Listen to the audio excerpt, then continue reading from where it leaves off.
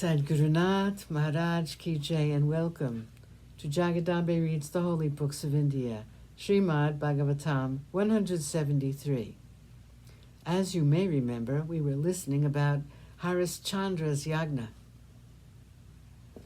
The gods were pleased, and Harishchandra did not lose his son. He was also cured of the disease which had been troubling him for years.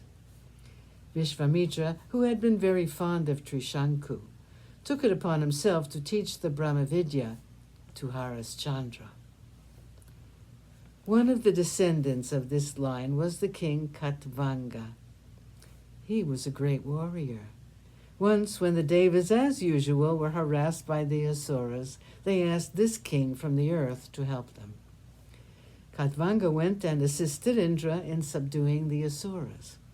The Devas were very pleased with him and asked him to ask for any boon he wished. He said, "Please tell me how many more years I have left out of my life."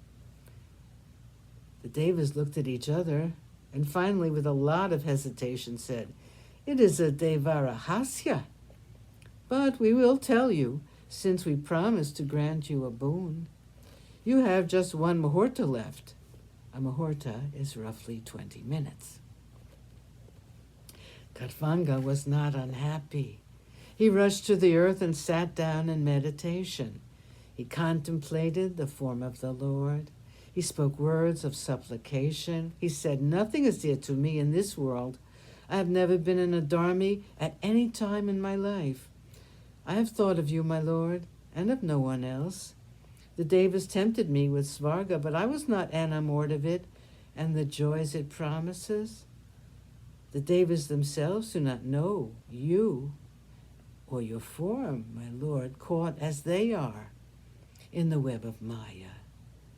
I take refuge in the lotus feet of you, Narayana, abandoning the world of illusion, which is created by the mind and the senses."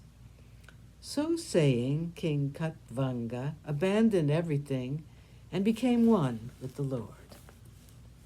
108. Sagara and his sons.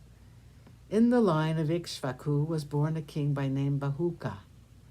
When his land had been taken by force by his enemies, Bahuka went to the forest, and with him went his wife. The king died when he was in the forest. When he died, his grief-stricken wife was about to enter the fire which was kindled on his funeral pyre.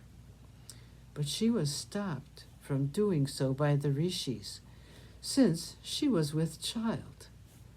The other wives of the king did not like this news at all. They did not like her, since she had the good fortune which had been denied to them. They did not like her to be the mother of the future king.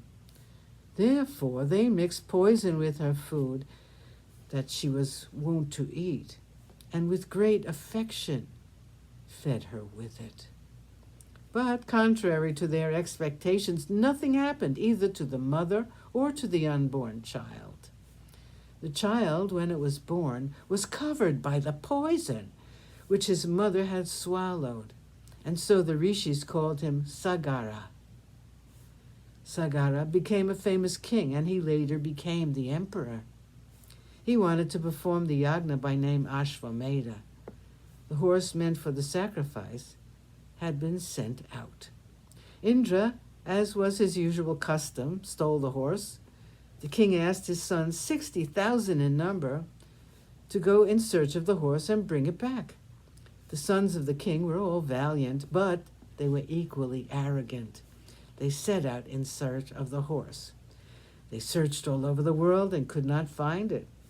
Then they dug the earth with their immensely powerful arms and entered the netherworld. When they proceeded in the northeasterly direction, they found a cave.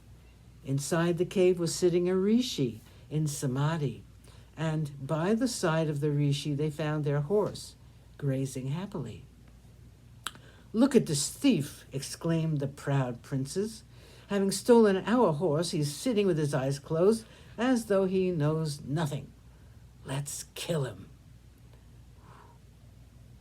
Sadgurunath Maharaj Ki Jai. Thank you for coming. I hope you come again.